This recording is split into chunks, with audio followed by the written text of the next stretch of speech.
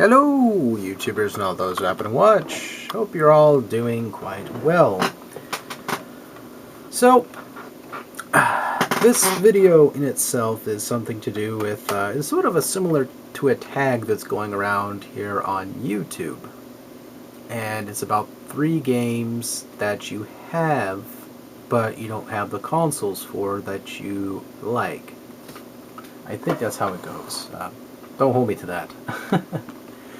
So, alright, basically this is similar to that idea, but these are games I own that I don't have the consoles for.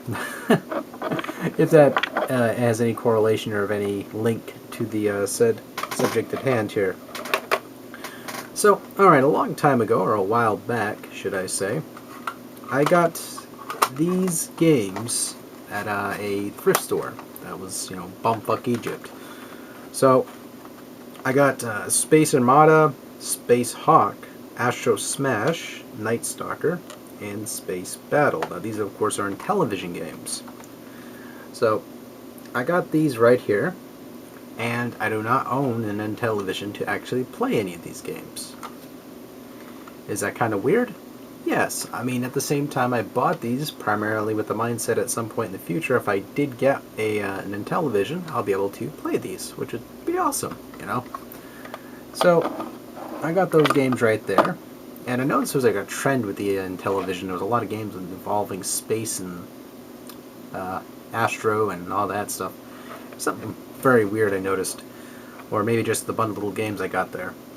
Next, I got 3 Atari 7800 games, which the Atari 7800 isn't too expensive to find, but it's something I'm kind of putting in my radar at the moment, because I really want to get one. I mean, it's not as great from its time frame. Everyone knows a story about the 7800 primarily if you collect games and you're a vintage collector, or, tongue-tied, vintage collector who, looks around the bush and everything else in between when it comes to picking the berries off that said bush.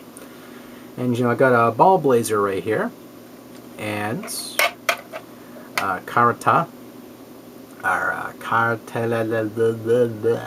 can never pronounce his damn name. Karatira, or Karateka.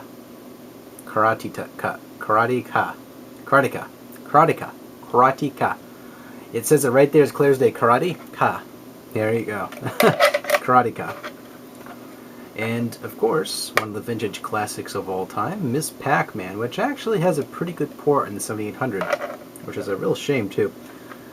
I want to get the 7800, and I want to get the Intellivision at some point. I mean, the Intellivision is sort of the third back on the list kind of thing, where I do want one, because I'm interested in it. At the same time, the controls on the Intellivision don't really interest me as much, because it's just this little disc that you press down and all that. It's just, I don't know, my brain can't be wrapped around it too often. I mean, I'll probably just end up using like a 7800 controller or something else to plug into the slot and be able to play it.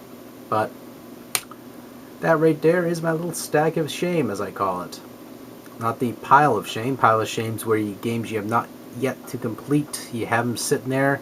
That is the stack of shame. Games that I own, but I can't play because it's out of my best interest and out of my hands. So, at some point, I probably have to buckle down and get the 7800, which is probably going to be first on the list of the dry throat games I need to own. The Intellivision, it's a good system, it's alright, but it's sort of in the back burner. But again, I digress. So, a little bit of video response if you can. If you have any games in your collection whatsoever that you own, you have no system for, is pretty much what this would be, an optional kind of video response kind of thing. It's sort of trending off the concept of the 3 games that you own, that you like, but you don't have the consoles for. Similar to that, a big thank you to everyone who's watched this video, and as always, leave some love and take it easy.